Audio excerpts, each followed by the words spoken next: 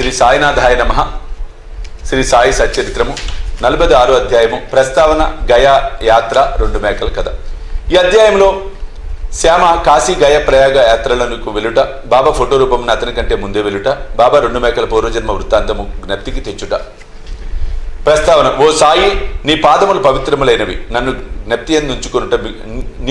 జ్ఞప్తి ఉంచుకొనుట మిగులు పావనం. కర్మ బంధముల నుండి తప్పించు నీ దర్శనం కూడా మిక్కిలి పావనం. ప్రస్తుతం నీ రూపం అగోచరమైనప్పటికీ భక్తులు నీయందే నమ్మకం ఉంచినచో వారు నీవు సమాధి చెందక ముందు చేసిన లీలలను అనుభవించెదరు. నీవు కంటికి కనపడిన చిత్రమైన దారంతో నీ భక్తుల దగ్గర నుండి గాని ఎంతో దూరం నుండి గాని ఈడ్చెదవు. వారిని దయగల తల్లివలే కౌగిలించుకొనిదెవు. నీవెక్కడున్నావో నీ భక్తులకు తెలియదు. కానీ నీవు చతురతతో తీగలను లాగుడిచే వారి వెనుకనే నిలబడి తోడ్పడుచున్నావని తుట్టతుటకు గ్రహించెదరు. బుద్ధిమంతులు, జ్ఞానులు, పండితులు అహంకారం అనే సంసారం అనే గోతిలో పడెదరు. కానీ నీవు నీ శక్తి వలన నిరాడంబర భక్తులను రక్షించెదవు. ఆంతరంగికముగాను అదృశ్యముగాను ఆటంతయు ఆడదవు. కానీ దానితో నీకెట్టి సంబంధం లేనట్లు ఉండెదవు. నీవే పనులన్నీ నెరవేర్చుచున్నప్పటికీ ఏమీ చెయ్యని వాని వలె నటించదువు. నీ జీవితం ఎవరూ తెలియజారు. కాబట్టి మేము పాపముల నుండి విముక్తి పొందుట ఎట్లనా శరీరమును, వాక్కును, మనస్సును నీ పాదములకు సమర్పించి నీ నామ జపమే చేయవలెను. నీ భక్తుల కోరికలను నీవు నెరవేర్చదవు. ఎవరికైతే కోరికలుండవో అట్టి వారికి నీవు బ్రహ్మానందమునిచ్చెదవు. నీ మధురముకు నామము జపించుటయే భక్తులకు సులభ సాధనము.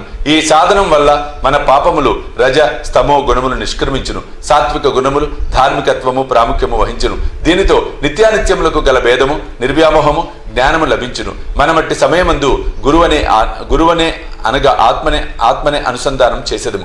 ఇదే గురువునకు సర్వస్వ శరణాగతి. దీనికి తప్పనిసరి ఒకే గుర్తు: మన మనస్సు నిశ్చలముగా శాంతముగా ఉండుట. ఈ శరణాగతి గొప్పదనము, భక్తి జ్ఞానములు విశిష్టమైనవి. ఎందుకన శాంతి అభిమాన రాహిత్యము, కీర్తి, తదుపరి మోక్షము ఒకటి వెనుక ఒకటి వెన్నంటి వచ్చును. ఒకవేళ బాబా ఎవరైనా భక్తుని ఆమోదించినచో రాత్రింబవళ్ళు అతని చెంతనే ఉండి ఇంటి వద్దను గాని దూరదేశమును గాని వానిని వెంబడించుచుండును. భక్తుడు తన ఇష్టము వచ్చిన చోటుకు పోనిమ్ము. బాబా అచటకు భక్తుని కంటే ముందుగా పోయి ఏదో ఒక ఊహించరాని రూపమున ఉండును. ఈ దిగువ కథ దీనికి ఉదాహరణ. గయయాత్ర. బాబాతో పరిచయమైన కొన్నాళ్లకు తర్వాత కాకాసాహెబ్ తన పెద్ద కుమారుడు బాబా ఉపనయనము నాగపూర్లో నిశ్చయించను. సుమారు అదే సమయమున నానాసాహెబ్ చందోర్కర్ తన పెద్ద కుమారుని వివాహం గ్వాలియర్లో నిశ్చయించుకొను. నానాసాహెబ్ చందోర్కర్లు ఇద్దరు షిరిడీకి వచ్చి బాబాను ప్రేమతో ఆ కార్యమునకు ఆహ్వానించిరి. శ్యామను తన ప్రతినిధిగా తీసుకుని వెళ్ళమని అనెను. తామే స్వయంగా రావలసినదని బలవంత పెట్టగా బాబా వారికి శ్యామను తీసుకుని పోవలసినదని, కాశీ ప్రయాగ యాత్రలు ముగిసేసరికి నేను శ్యామ కంటే ముందుగా గయలో కలిసేదను అనెను. ఈ మాటలు గుర్తుంచుకున్న వలెను. ఏలన అవి బాబా సర్వవ్యాపి అని నిరూపించును. బాబా వద్ద సెలవు పుచ్చుకొని శ్యామ నాగపూర్, గ్వాలియర్ పోవ నిశ్చయించెను. అచడి నుండి కాశీ ప్రయాగ గయా పోవలను అనుకొనెను. అప్పాకొతే అతని వెంట పోవ నిశ్చయించెను. వారిరువురు మొట్టమొదట నాగపూర్లో జరుగు ఉపనయనకు పోయిరి. కాకాసాహెబ్ దీక్షిత్ శ్యామకు 200 రూపాయల ఖర్చుల నిమిత్తము కానుకగా ఇచ్చెను.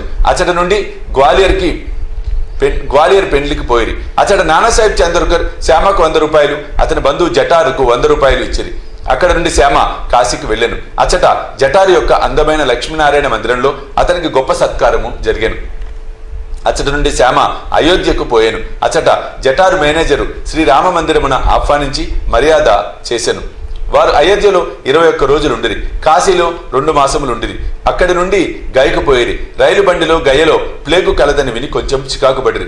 రాత్రి గయ స్టేషన్లో దిగి ధర్మశాలలో బస చేసిరి. ఉదయమే గయ పండా వచ్చి ఇట్లనెను: యాత్రికులందరూ బయలుదేరుచున్నారు, మీరు కూడా త్వరపడు. అచట ప్లేగు కలదా అని శ్యామ ప్రశ్నించెను.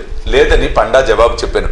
మీరే స్వయంగా వచ్చి చూసుకొనుడు అనెను. అప్పుడు వారు అతని వెంట వెళ్ళి పండా ఇంటిలో దిగిరి. ఆ ఇల్లు చాలా పెద్దది. పండా ఇచ్చిన బసకు శ్యామ చాలా సంతృష్టి చెందెను. అచటగల బాబా యొక్క అందమైన పెద్ద పటము అతనికి అన్నిటికంటే ఎక్కువ ప్రీతిని కలుగజేశాను.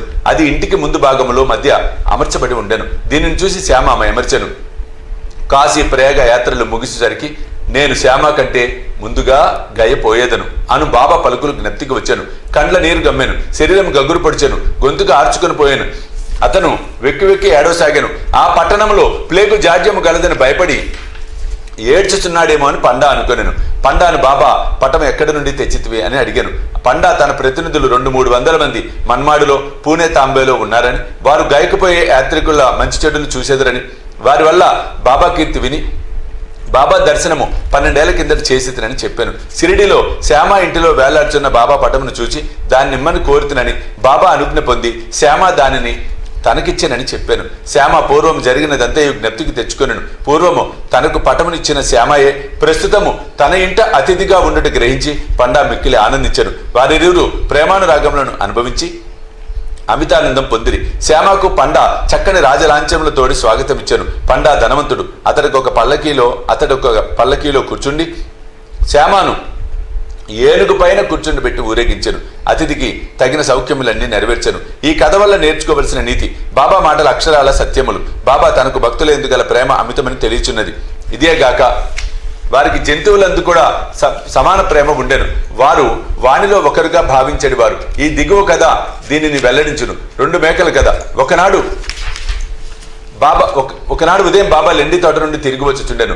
మార్గమున మేకల మందను చూశాను. అందులో 2 మేకల మీద బాబా దృష్టి పడెను. బాబా వానిని సమీపించి ప్రేమతో తాకి లాలించి వానిని 32 రూపాయలకు కొనెను. బాబా వైఖరిని చూచి భక్తులు ఆశ్చర్యపడిరి. బాబా మిగులు మోసపోయినని వారు అనుకొనిరి. ఎందుకనగా ఒక్కొక్క మేకను 2 గాని 3 గాని 4 గాని రూపాయలకు కొనవచ్చు. 2 మేకలకు 8 రూపాయలకు హెచ్చు కాదనిరి. బాబాను నిందించిరి. బాబా నెమ్మదిగా ఊరుకొనెను. శ్యామ తాత్యా కోతే బాబాను సమాధానం వేడగా, బాబా నాకు ఇల్లు గాని కుటుంబం గాని లేకుండటి చేత నేను ధనమును నిల్వ చేయరాదు అనెను. మరియు బాబా తమ ఖర్చుతోనే 4 సేర్ల శనగపప్పును తెచ్చి మేకలకు పెట్టవనిది. పిదప మేకలను వారి యజమానికి తిరిగి ఇచ్చివేసి పూర్వ వృత్తాంతము ఈ రీతిగా చెప్పిరి. ఓ శ్యామ, తాత్య, మీరీ బేరములో నేను మోసపోయితనని అనుకొనిచున్నారు. అట్లు కాదు, వారి కథ వినుడు. గత జన్మలో వారు మానవులు. వారి అదృష్టం కొలది నా జతగాండ్రుగా ఉండేవారు. వారొకే తల్లి బిడ్డలు. మొదట వారికి ఒకరిపై ఒకరికి ప్రేమ ఉండెను. రాను రాను శత్రువులైరి. పెద్దవాడు సోమరి గాని, చిన్నవాడు చురుకైనవాడు. అతడు చాలా ధనము సంపాదించెను. పెద్దవాడు అసూయ చెంది చిన్నవాడిని చంపి వాని ద్రవ్యమును అపహరించెను. తమ సోదరత్వమును మరిచి వారిద్దరూ కలహించుకొనిరి. అన్న తమ్ముల్ని చంపుట పెక్కు పన్నగడలను పన్నెను. కాని నిష్ప్రయోజనములు అయ్యెను. ఇద్దరు బద్ధవైరులైరి. ఒకనాడు తన సోదరుని బడితతో కొట్టెను. చిన్నవాడు అన్నని గొడ్డలితో నరికెను. ఇద్దరి ఇదే స్థలమున చచ్చిపడిరి. వారి కర్మ ఫలముచే ఈ జన్మన మేకలుగా పుట్టిరి.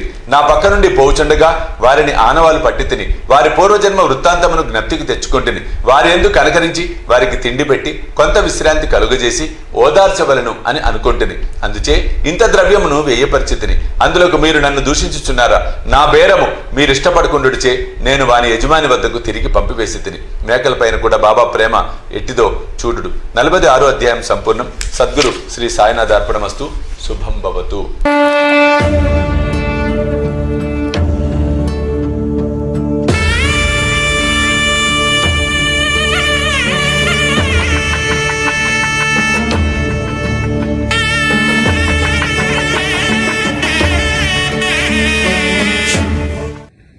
సాయి దివ్య రక్షా కవచ యంత్రానికి